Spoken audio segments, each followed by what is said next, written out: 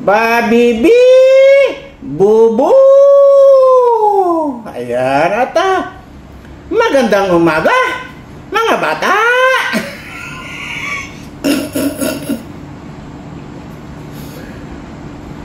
Nandito ako para mag-ulat ng mga ginagawa ng ating Pangulo. Babibi! Bubu!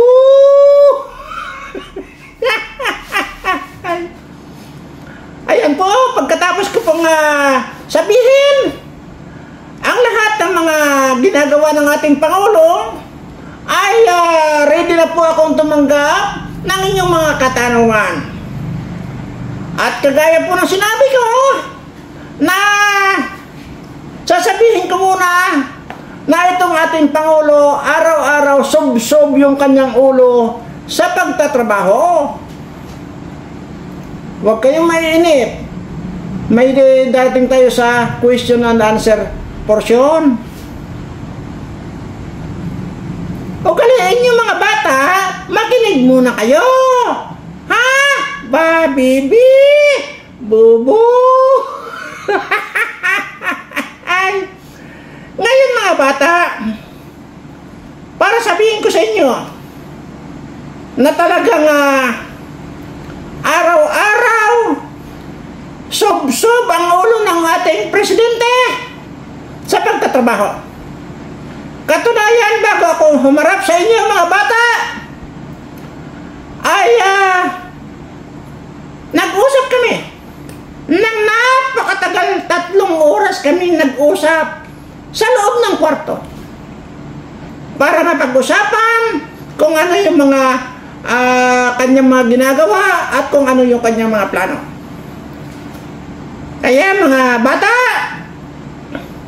sasabihin ko sa inyo, ako na ang nagpapatunay na ang Pangulo natin ay talagang sob-sob sa trabaho dahil yung 3 oras namin na manatili doon sa napakalamig na kwarto, aba, sumub-sub nga sa akin. Sub-sub. Sub-sub talaga. Saan sumub-sub? Dito sa aking kandungan. Ay! So yun po sasabihin ko sa inyo. At ako na po ay hinihingal kasi katatapos lang namin mag-usap. Kaya dumiritso na po ako dito sa ating bulwagan para makapagbigay ako ng ulat sa inyo. Ayan po. Talagang ganun po ang ating Pangulo. Ngayon po, ay masasabi ko na napakalakas ang ating Pangulo. Napakasipag ang ating Pangulo. Lalo na kung sa loob ng 3 oras namin sa loob ng kwarto, nakasampung tasa siya ng paghigop ng tiya. Ngayon mga bata, pwede na kayong magtanong.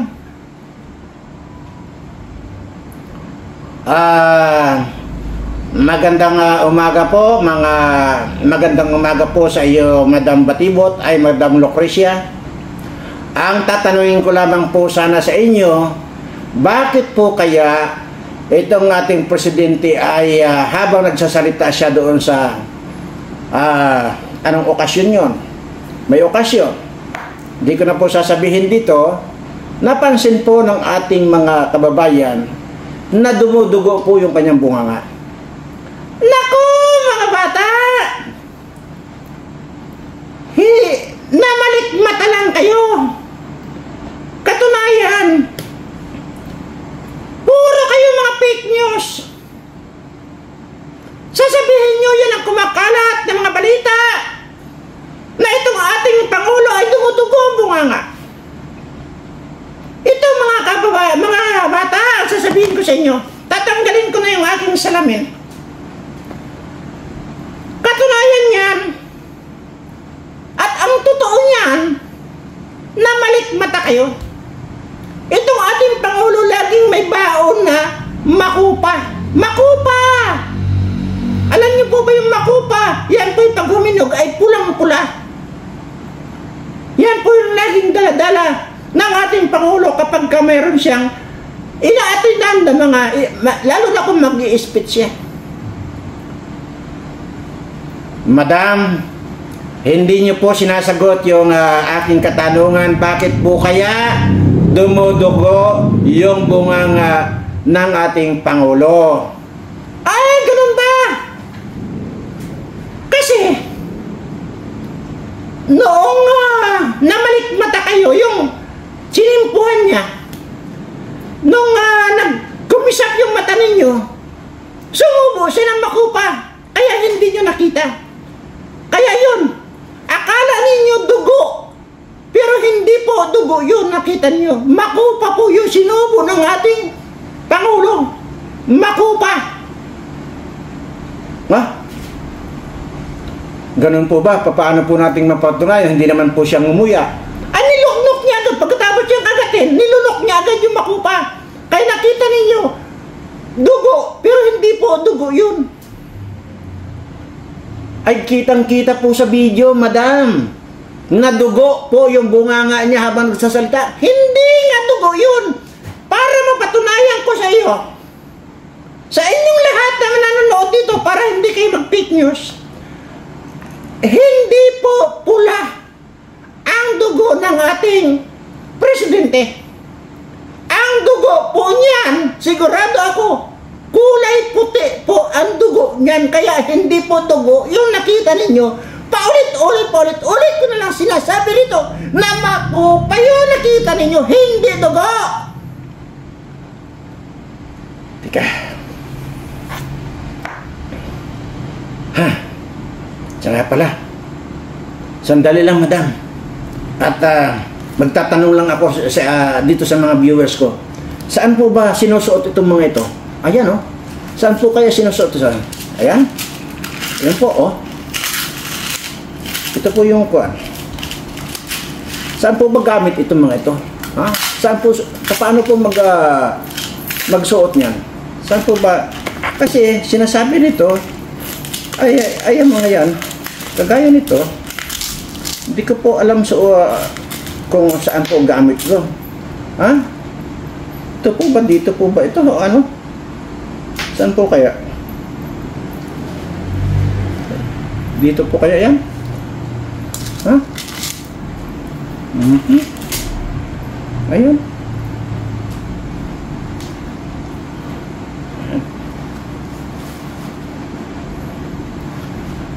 Ayan! Dito ko po kaya ginagamit yan. Dito po kayo sinusuot. Hindi ko po kasi alam suotin. Kasi napakakan po ito. Isang drum po ito eh. Ha? Ito lang po yan, oh. Oh. Ito po yung kuwan. Kasi sinasabi na gumagawa lang daw ako ng videos dito for the views. Sabi ko for the views. Tama, for the views. Unang-una, paulit-ulit ko sinasabi rito na hindi ko kailangan ng pira kahit kailan. Kaya wag mo sabihin na for the views.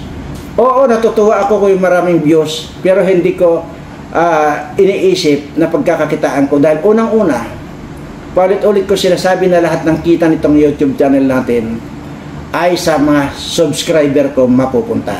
Di po ba? At sinasabi ko rin po na kahit kailan 4 na taon na pong kumikita itong ating YouTube channel, ni minsan po ay hindi pa po ako nakapag-withdraw ni centavos. At dahil nga po dyan, ay yan po yung aking gustong ibigay sa aking mga subscriber. At take note, kung iyong napanood, yung nagsabi sa akin na for the views ako, kung for the views at for kita, di sana hindi ko tinatanggihan yung mga pinapadala sa akin itong mga viewers ko na mga pakulay. Maliwanag po yan, di ba? Ilang beses na po ako nag-announce dito, yung mga nagpapadala ng pakulay, hindi ko po tinatanggap yan. So ano pong ibig sabihin?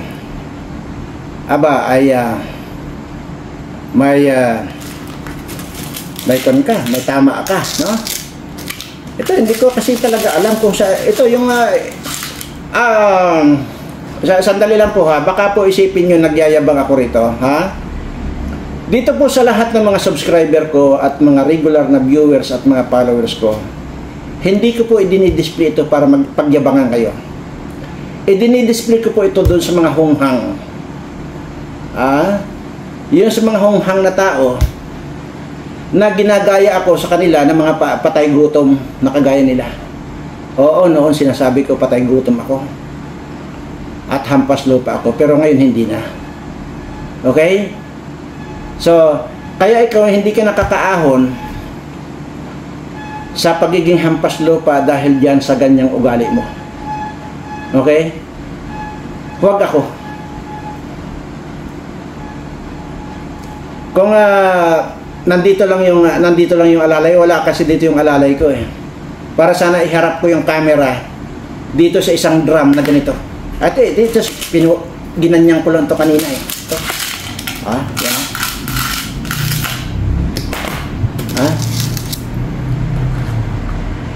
Ayan. Isang drum po ito. Hindi ka nanonood sa mga kon ko eh. Para ano pa? Na mamimigay ako rito pag na-reach natin yung certain na numbers ng subscriber ng Birana Live Studio, mamimigay ako rito ng 1.5 million, 2 million, at saka 3.6 million na katumbas ng halaga ng kamuting dilaw. Siguro pag kayo mga kamuting dilaw na binabanggit ko rito at wala akong mga ganito, wala akong mga ganyan, puro kayabangan.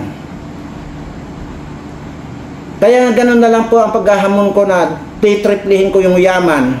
Kung may yaman man itong si yung vlogger na malaking ilong na ito, itaya na niya lahat, triplihin ko. Ay dito pa lang sa halagang ito eh, hindi na, wala na eh. Ito pa lang.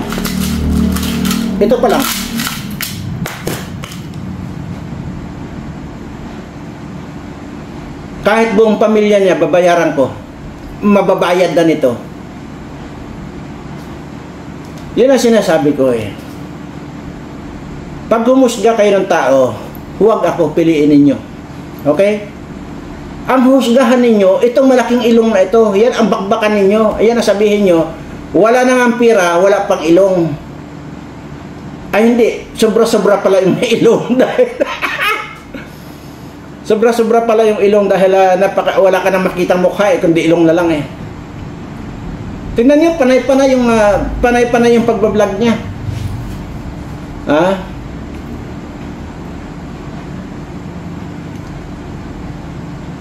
Huwag ako.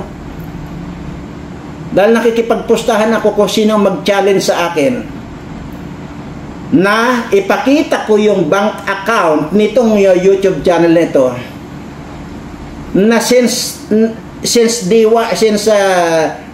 nung makatanggap ng sweldo itong YouTube channel ito, wala kayong makikitang withdraw.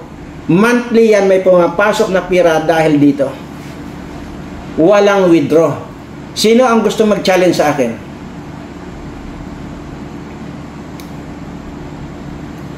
Ang gusto ko rito, pag may challenge, may pustahan. Siyempre, natural. Kaya di ba, napapanood nyo yung challenge ko dito sa mga politikong mga kawatan? Iposta na nila lahat yung mga ninakaw nila. Kung 1 billion yung ninakaw nila, sige, titriplihin ko. Gagawin ko 3 billion ang ipupusta ko sa kanila.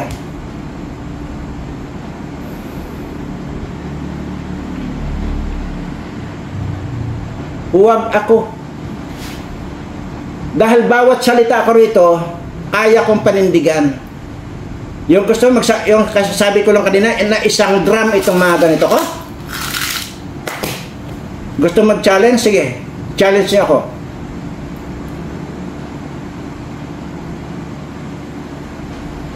Anyway, Mario Joseph, saan nga ba ito? Magkon nga kayo, sabihin nyo nga kung saan, ito, ganito ba ang magsuot niyan? Yan.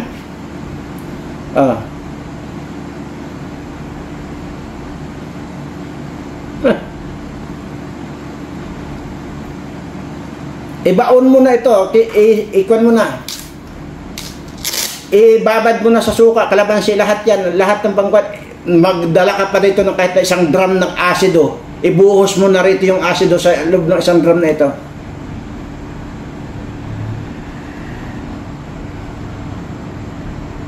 Yun yung sinasabi ko, ayaw mong binibigyan na kita ng kwan ha, binibigyan na kita ng clue.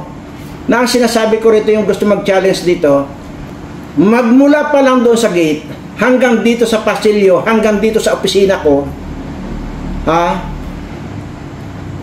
I-challenge mo ako, ano yung pwede mong tapakan dito? Baka mabigla ka. Hindi ako vlogger, okay? Nasabi lang na vlogger ako kasi nga nagbablog ako eh. Pero kahit kailan, hindi ko iniisip na magbablog ako at para pagkakitaan ko. Kahit na kinilala tayo ng YouTube na isa ng ganap na vlogger dahil dyan sa likod ko na yung silver button na yan, hindi ko pa rin kinoconsider ang sarili ko na vlogger. Bakit? Kasi nga po, hindi ko iniisip yan kahit kailan.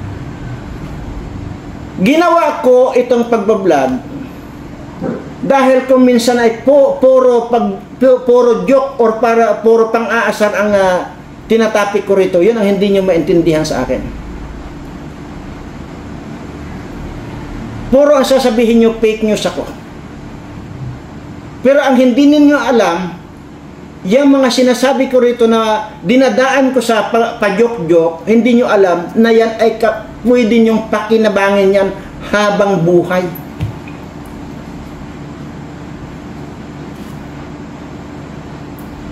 Ako pa ang pagsasabihin mo na para lang kumita ako ay doon sa isang channel ko sa John Birana Vlogs.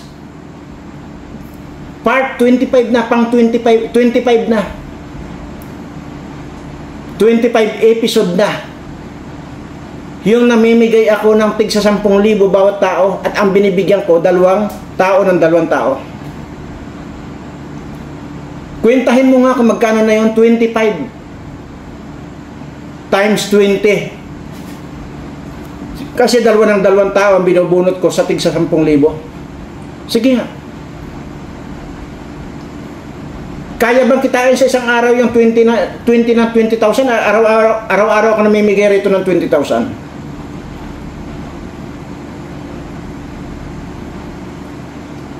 Ibig sabihin, higit sa 20,000 ang kinikita ko araw-araw? Wala po, kasi kita nyo naman yung views ko.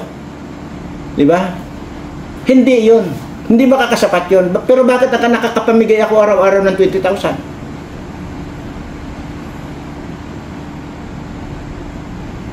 Kung inyo pong balikan yung mga videos ko dyan noong una pa, napakarami ko pong pinamigay na ganito. Doon sa mga natutuwa ako, yung mga pinapa-LBC ko. Huwag ako, kilalanin nyo muna ako. Pero hindi ako nagpapakilala para kung ano pa. Again, sa mga subscriber ko, at dito sa mga regular na nanonood dito sa akin, huwag po kayong ma-o-openda kung ako hindi po kayabangan itong dinisplay ko ito. Hindi po kayabangan ito. Pinapakita ko lang po dito sa mga bobo na ang pagsabihan nila na for views lang ako at for kita lang dito sa YouTube. Huwag ako nga, huwag ako. Kung meron kayong dapat pagsabihan na patay gutom at hampas lupa, tingnan nyo, ilang beses yan magkakuan yan. Ilang beses mag-upload ng video yan.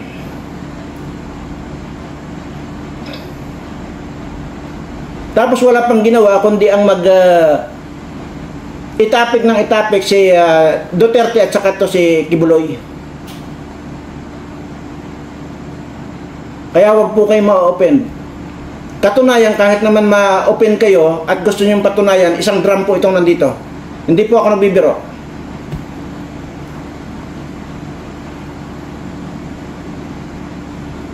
Sari-saring mga style po yan. Kaya yung mga kon dyan, natatawa ako dito sa mga kon dito sa mga congressman na mga maluluho na kung ano-ano mga pinagbibili. Yung mga Rolex na yan. Samantalang pwede ako magpasadya ng relo na gawin kong 24 carats na kamuting kahoy at 24 carats na kamuting dilaw. Iko-combine ko. Pwede ako magpagawa nun. Katunayan, mayroon na akong espada rito na gawa sa diamond. Ay hindi, kamuting kahoy pala. Oh. Kamuting kahoy po 'yon, hindi diamond na bigla lang ako.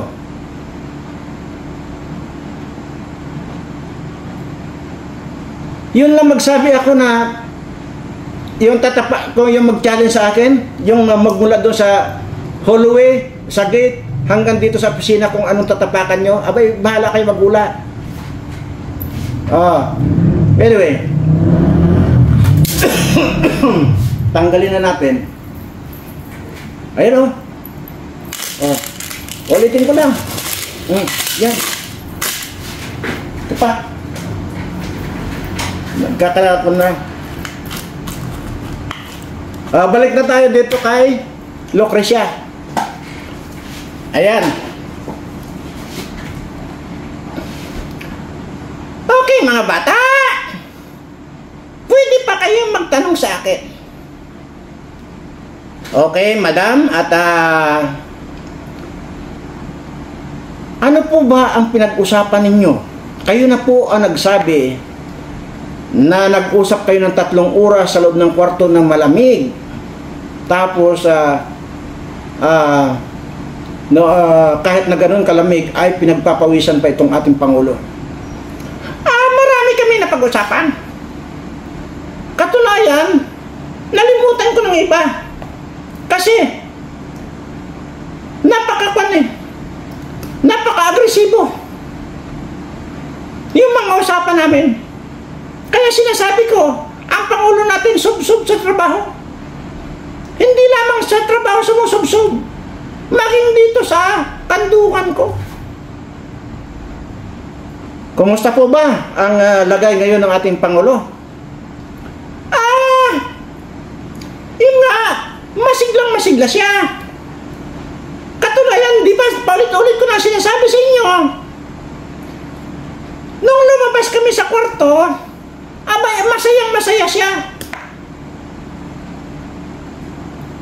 At nung nandoon kami sa loob ng kwarto, medyo nahirapan lang ako sa kanya dahil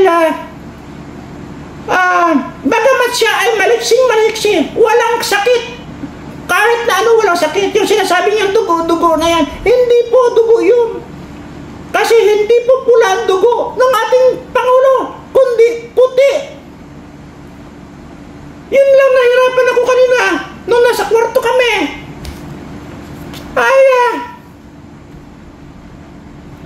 Medyo inalalayan ko pa na tumayo. Kasi nga, parang nalalambot yung kanyang tuhod. Kaya ang ginawa ko, hinawakan ko rito. Tapos itinaas ko. Ayun, kahit pa paano, tumigas yung kanyang tuhod. Kaya paglabas namin sa kwarto, ayun, ang saya-saya. Ganun po ba? Ano po ba yung mga iba pang napag-usapan ninyo? Madam Secretary, napag-usapan namin yung plano na niyang ibigay kay VP Sara ang pamumuno bilang presidente. Bakit daw po? Bakit? Breaking news yan kasi, ang sinasabi ng ating Pangulo, gusto na rin niya magpahinga. Bakit po ba gusto niya magpahinga? Di ba sabi niyo kanina, malakas na malakas itong ating presidente? Oo nga! Ikaw na hindi ka nakakaintindi! Ang sinasabi ko na gusto niya magpahinga dahil nga diba, laging sub-sub sa trabaho, sub-sub sa kandungan ko. Ayan ang gusto niya, lagi na lang nakasub-sub. Yun ang ibig ko sabihin. Pero sa pagtrabaho, gusto niya magpahinga at gusto niyang ibigay kay VP Sara ang pagiging presidente. Naintindihan mo? Opo, naintindihan ko na po. So, maiba naman tayo, madam. Nasaan na po ba talaga si Madam Lisa? Pilipinas! Pilipinas! Pilipinas! Paulit-ulit ko sinasabi ang Pilipinas! Pilipinas! Pilipinas! Sigurado po ba kayo? Oo naman! Ako ang nagsasalita. Kaya wag mo akong pinagdududahan. Nandito siya sa Pilipinas. Madam, papaano po kaya kung mayroon akong ipapakitang video sa iyo magmula sa LA, gustong tumakas pumunta ng Canada, at nung nasa Canada nahuli siya ng mga otoridad doon at ibinalik lang siya sa LA. Mabuti ka pa alam mo. So hindi ko alam yun. Basta alam ko nandito sa Pilipinas, Pilipinas, Pilipinas. O kaya nga po, madam eh. So ibig sabihin hindi ka po sigurado?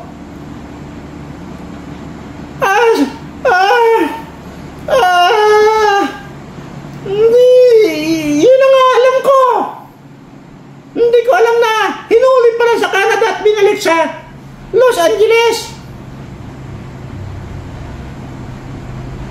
Ibulong mo sa akin mamaya kung saan mo kinuha yung source mo na yan. Ha? Ibulong mo sa akin para alam ko yung sinasabi ko pag humarap na ako sa mga tao. Opo, madam, sige. At ipapakausap ko mismo yung tao nakakita sa kanya doon at nakakaalam mismo yung mga nangyari. Mayroon pa ba kayong tatanungin? Mga bata! Nakakalimutan na natin yung words for the day. Babibi! Bubu! Yan yung ating words for the day. Intindi? Opo, madam. Sige, lumayas ka na, madam. Dahil baka mamaya maisubsub ko rin yung ulo ko dyan sa kandungan mo. Pero anyway, sige po, seryoso na po tayo. Mapunta na po tayo dito kay Amy Marcos at saka dito kay Chis Escudero. Madam Senador Amy Marcos, papayagan nyo ba ito? Yung ginawa ni Chis Escudero na bastusin kayo, hindi lamang ang institusyon ng Senado ang binastos itong Escudero nito. Unang-una, halal kayo ng bayan. Pangalawa, ikaw ang chairmanship, chairwoman ng committee na yan. Ang pagkakaalam ko, hindi na dapat pasukan yan kung anong magiging desisyon ninyo. Pangalawa, kaya kayo nag-cite in contempt dito kay Lacanilao dahil sa kitang-kita na maging kaming manonood yung naging kasinungalingan nitong bongbong na ito. Tapos ngayon, hindi niya pinirmahan ang contempt order nitong na ito, Lacanilao na ito. Kung ako ang nandyan sa Senado at kung senador ako na hinalal ako ng bayan at ako ang may hawak ng committee na yan, tapos ganyan ang gagawin sa akin itong presidente ng Senadong ito na si Chis Escudero ito, na babastusin ang aking komite, maniwala ka sa akin, lalaplapin ko ang kilay niyan. Nakatato yan eh. Yang kilay niyan. Lalaplapin ko ang kilay niyan. Maniwala ka sa akin. Kabastusan yan. Sino ang nandyan? Robin Padilla, Bato. Ikaw. Si Kwan pa, si Cayetano, at saka si Bongo. 5 kayo na nandyan. Tapos, babastusin lang ng isang Senate President na itong Chess Escudero na ito para lang pagtakpan or kampihan itong Lakanilaw na ito.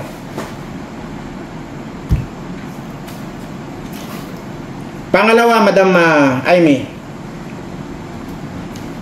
papayagan mo yung ganyan?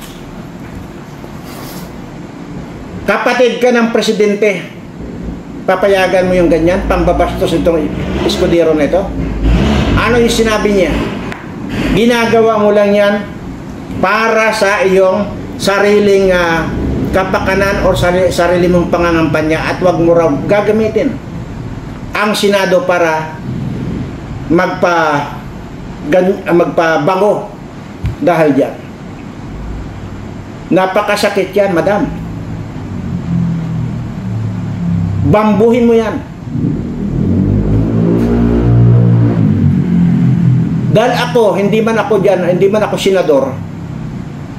Kasi kung ilalagay ko yung aking sarili dyan sa pagiging senador, at ganyan ang ginawa nito sa akin, may kalalagyan yan.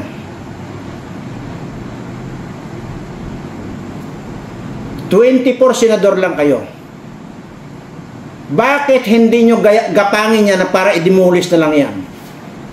Yan ang suggestion ko sa iyo, Senador Amy Marcos. Huwag nyo nang pagtagalin yan. Aswang yan. Panghimasukan niya yung mandato ninyo sa mga kababayan ninyo na bumoto sa inyo. Pati yan, panghihimasukan itong Escudero nito. Hindi tama yan. No. Ngayon pa lang, magpapirma ka na, Madam Amy. Kung ako, dapat hindi mo lunukin yung ganyang mga pang-i-insulto nitong Chess Escudero na to. Kayong 5 na senador na nandyan, sinabi ko na kanina, hindi lang niya binastos, maging yung institusyon ng Senado ay binastos itong Escudero na ito, na akala mo kung sino, kung nagsasalita pa yun, para pa nagtutula yan eh. Walang period. Nakakapanggigil lang kayo. Lahat na wala na kayo. Wala nang matino talaga. Dahil lang sa pira. Naglalabasan na ngayon yung mga motibo ninyo. Wala namang kon ito. Ayaw nyo lang kasing gawin yung tama. Papaano kayong gagawa ng tama ay mas malakas yung kamandag ng pira na kwarta kisa sa batas. Katagal-tagal ko na nagsasabi sa inyo, kung kailangan nyo rito ng pira lang ang gusto ninyo, pag-usapan natin yan. Magkano ang gusto mo? Wala man ako dito hawak na as in pira. Kasi nga, unang-una talagang hindi ako humawak ng pira dahil sinasabi ko yung allergy ako sa pira. Itong mga kamay ko na ito, allergy sa pira, hindi kagaya ninyo. Nasubsob kayo sa pira. Pero, itong pambabayad ko sa inyo, itong pambibigay ko sa inyo kung gusto niyo, paulit-ulit ko sinasabi ito, tinatanggap sa buong mundo ito, kahit saan ka pumunta. Higit pa sa pira ito. Ang kakapal na pagmumukha ninyo. Wala, ayaw nyong gawin ng tama. Puro kabulastugan, puro ka-imuralan, puro kayasbagliran, puro mga sindikatuhan ang ginagawa ninyo. Pag ako nabuisit dito, may ipalabas ko na yung video kung paano nga pumulupot sa akin yung asawa nito eh.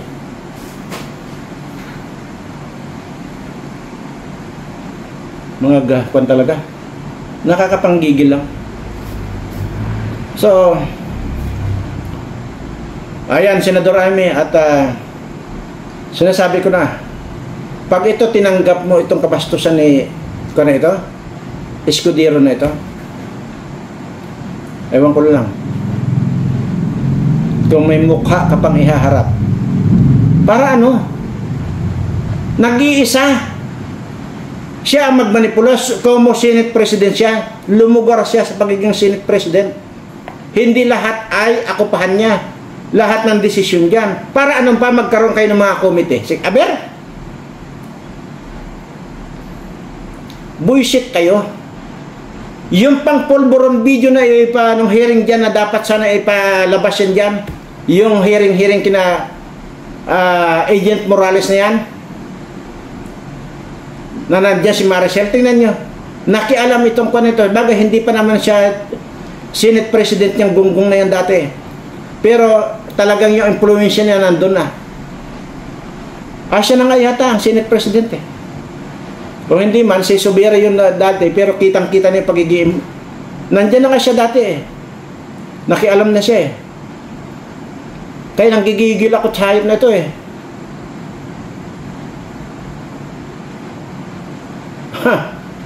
Anyway. Mga kababayan, ewan ko saan tayo pupulotin ito.